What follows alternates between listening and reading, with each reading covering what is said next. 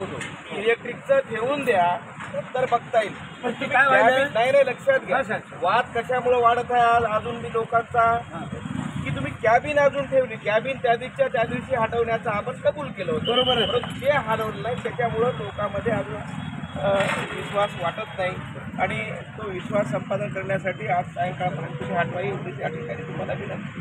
थोडंसं त्याच्यात मी एक लाईन ॲड करतो. आमची चुकीची क्षमा तुम्ही करावी. हे पुठ्ठ्याची कॅबिन आहे. जे समजा आपण इलेक्ट्रिक रूमसाठी आपण कॅबिन हटवायला गेलो तर इलेक्ट्रिक रूम ती सगळी पडून जाते.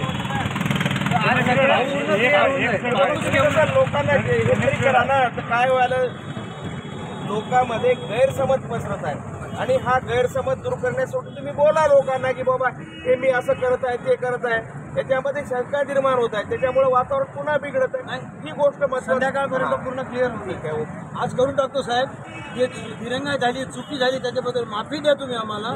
तुम्ही काय लोकसेवक आहात? नाही, विषय तो नाही, विषय माफीचा नाही. सगळ्यांनी शांत राहावं ही भावना आहे त्याच्यामध्ये. आमचं हेच म्हणणं आहे, ग्राहकांना आम्ही पेट्रोल सप्लाय करून हे कामं करून राहिलो आणि जे आमच्या हातात आहे ते आम्ही काढलं येऊ नये. आणि आज तुमच्या शब्दाचा मान आज संध्याकाळी आम्ही एकमेकाला ते जॉईंट आहे. ठीक आहे, आज सायंकाळपर्यंत आज तारीख पलटणार नाही. आमदार साहेब